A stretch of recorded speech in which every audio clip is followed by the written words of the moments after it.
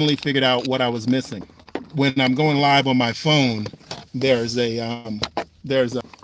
one of the choices, and they made it really clear. I just wasn't reading it. One of the first choices is for visibility over. One of the first choices is for visibility. Do you want to be unlisted, or do you want to private, or you want to go listed, live listed? So I just now switched it to listed, and I think it remembers the last settings you had it on. So I'm going to do this test, and this time I'll be going right finally. So does that mean everything I did today? Yeah, probably everything I did. And this was my first day of vertical live streaming.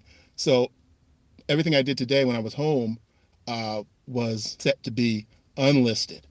And I didn't know that. So that's another thing I missed when I was setting it up. But that just tells me I got to read everything read the fine print before I go live. So I finally got it. And that's all part of testing. You want to figure stuff out. You want to see how it works before you're at some event and you want it to go, you know, even my earlier videos probably didn't get that many views. But again, the same thing I say. I think it's the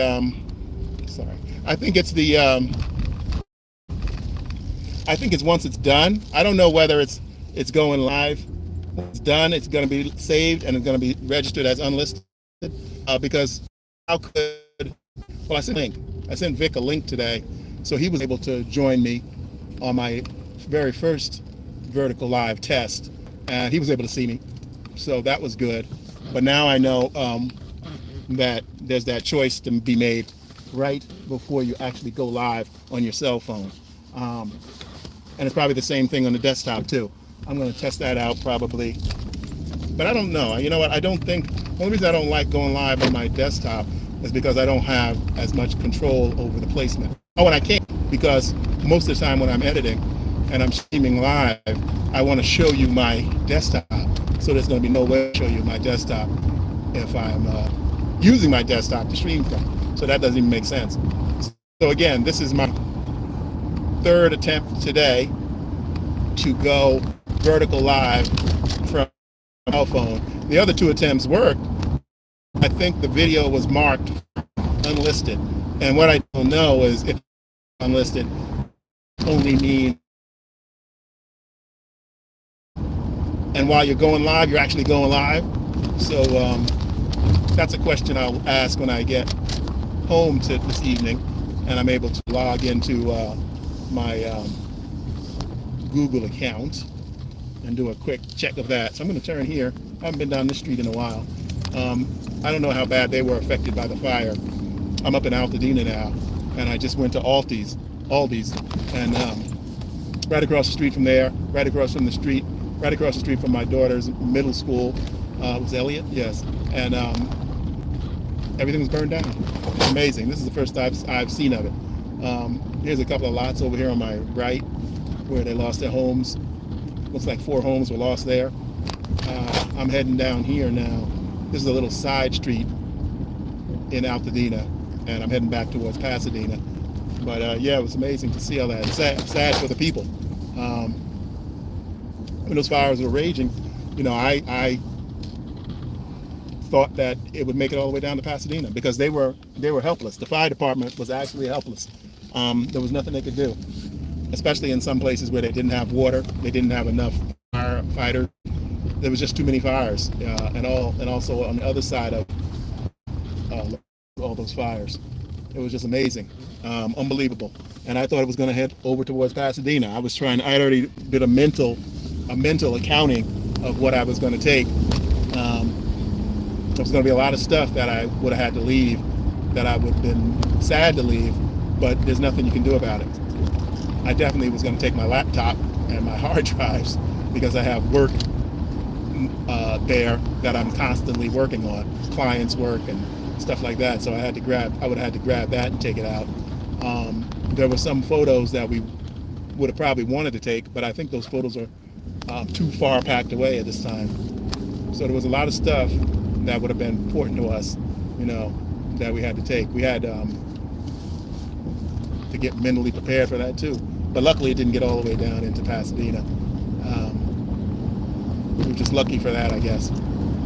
But again, this is my third try today, working out all the kinks with this vertical live on YouTube, which I just found out about today.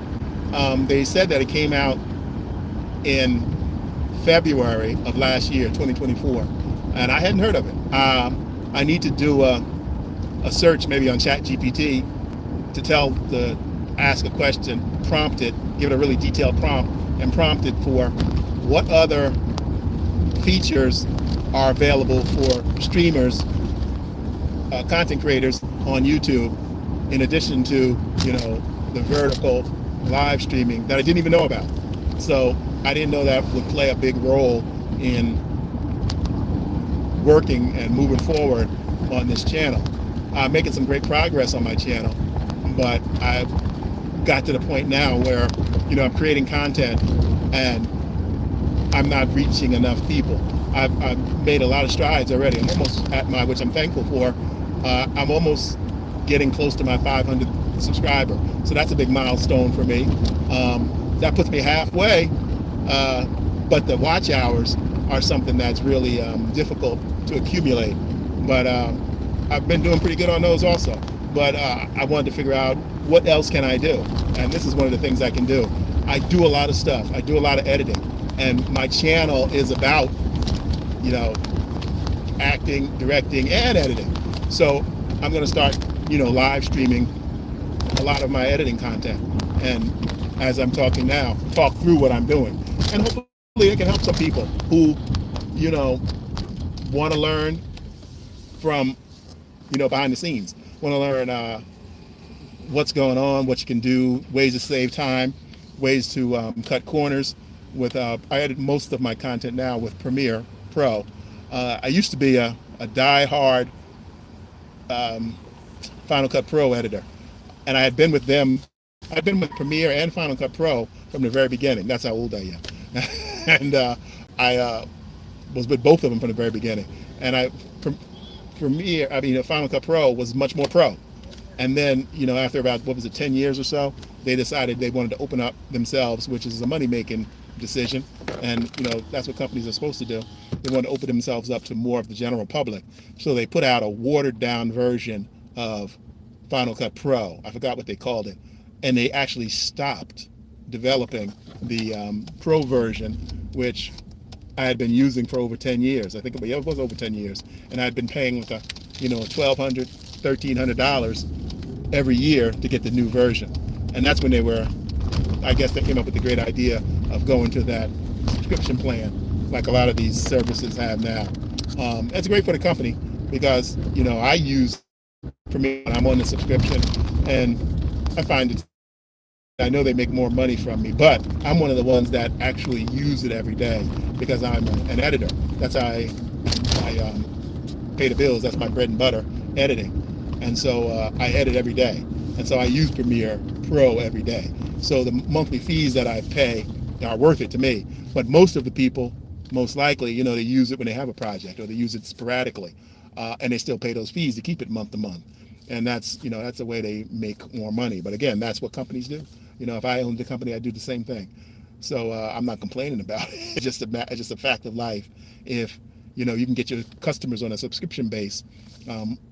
We had tried that with our business on web television. We create content for companies, and we still do it when we get a client. But we had tried at one point to try a subscription base for nonprofits. We do a lot of work with nonprofits, and they have small budgets, and they want video, high quality video, and they want people that care about their projects to work on their projects, and that was our specialty. That's actually how we built up our business with nonprofit. My wife was in the nonprofit world as executive director for many years, and so she had contacts, and those opened some doors for us, and so that was our kind of a specialty. But the subscription base didn't work actually for a small company like ours, and I never even really looked into it to see how many small companies have a subscription base, provide services as far as getting them to subscribe, and they would prepay for the videos they want to produce throughout the year for events they do coming up. And but we pivoted. Our company has pivoted. I'm doing more content like this, This is a big pivot that I just decided to focus on creating content for YouTube, becoming monetized, and creating content for YouTube. I want to really create entertainment content, and I'm using right now. If you look around my channel, you'll see a lot of humorous scenes that I've edited over the years. So those are all clients, and those are all the top of the comedy things that I've edited. But my goal is to become monetized and then create more original content. I want to create series just for YouTube. I plan to create some vertical video series and more content, but all entertainment realm. I'm not really interested in trying to, sell people subscriptions or classes on what I do. So I'm not really interested in that. I want to do it, not sell and teach people how to do it. So I see a big market for original content. The vertical video, as a lot of you probably know, has exploded in Japan, and I don't know if it's going to come here, but I know if it does come here, content made for United States has to be economical, and it has to have good stories, interesting stories, and it has to have talented actors. A lot of the content they're producing for Japan, they're just throwing it together, but it's selling, and they have endless amounts of budgets. So as an actor out here in Los Angeles, I got a few calls to be in a few of them, but one I was going to definitely do because the role fit me, and then they decided to go a different way, as they say in the business. They decided to get someone else for the part, even after they had called my agent and talked to my agent about me working on the project, which was really frustrating because the agent wants you to book work. It looks good, and even though for me, it wasn't bad because I want the agent to know that people are interested in me. So even though they called my agent and they had booked me for the job, even though they backed out and decided not to use me, they were surprised. And again, it's non-union stuff. They're paying like some of them paying like maybe $200, $300 a day, which is, non-union, average non-union. So, actors who don't have that much experience take it. And I was in a big downtime anyway. That's why I decided to accept it. But it was good for me because I'm in a union. I'm not supposed to work non-union anyway. So it all worked out for the best. Okay, so I'm here home now, and I'm about to turn off this live stream because